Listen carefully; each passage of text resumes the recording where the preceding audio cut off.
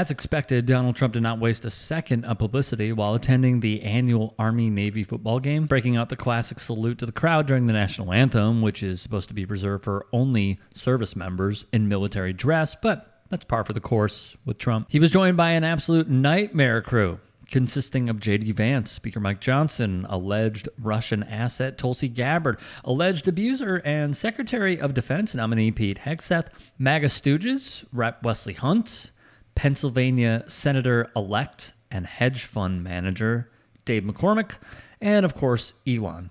Florida Governor Ron DeSantis was also present, as was acquitted killer-turned-right-wing hero Daniel Penny, who was celebrated by Trump and his inner circle for showing the American public what type of violence is encouraged and tolerated by the state. Trump's appearance at the Army-Navy game, like any of his past and future appearances at sporting events, are nothing more than pieces of propaganda to launder his image and reinforce the false notion that our country's oligarchs have the American people's best interests at heart. One person that we haven't talked about is Elon Musk is also in that box.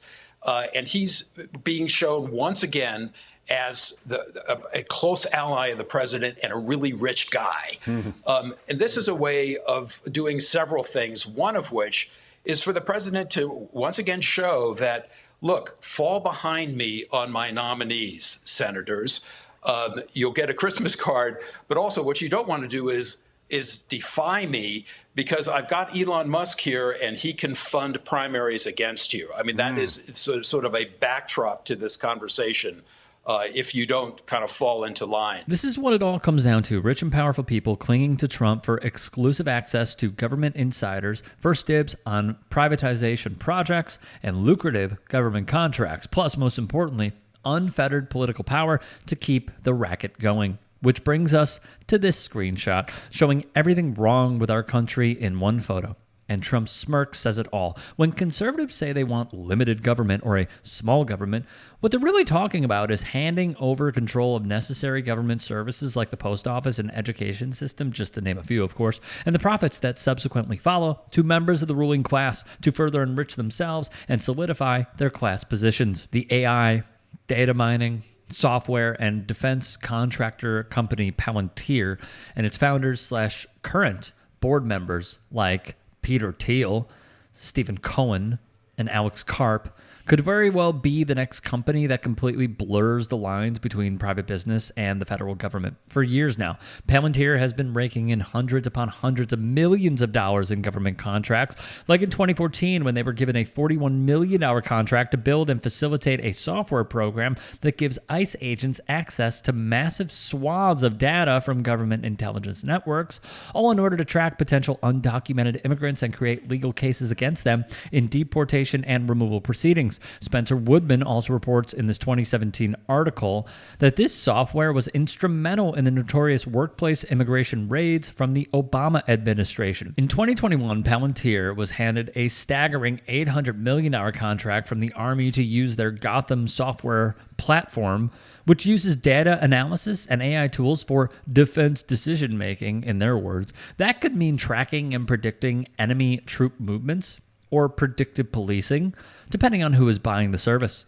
Earlier this year, Palantir was given a $480 million contract from the Pentagon for their AI-driven Maven smart system that uses data to identify points of interest and potential strike targets while making intelligence analysts' work more efficient. And just months ago... Taking a look now at Palantir, the company winning a $100 million contract with the U.S. military to extend their AI tool Maven smart system to more military personnel. Obviously, this is a big one here for Palantir going forward. Lots of questions about what exactly this entails. Now, this platform that I just mentioned, the Maven Smart System, helps create a picture of the same battlefield on thousands of digital screens simultaneously. So you talk about the push here from the government further into the AI world and further using AI tools in order to better target some of their targets or whatever they are using it for the U.S. military personnel, obviously giving them more access to Palantir's digital offerings. They were just handed an additional $100 million contract to extend to use of their AI Maven system. Palantir, known as Maven Smart System, it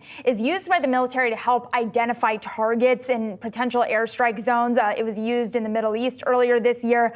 We have some reporting from Bloomberg talking about other instances in which the tech has been used in Ukraine, Iraq, Sudan, and Yemen as well. As our military continues to detach the human element from warfare even further, while continuing to reward and enrich the small club of people profiting off of death and human suffering. In the fallout from the murder investigation of United Healthcare CEO Brian Thompson, the office of New York Governor Kathy Hochul is convening a safety summit tomorrow between nervous business leaders and law enforcement.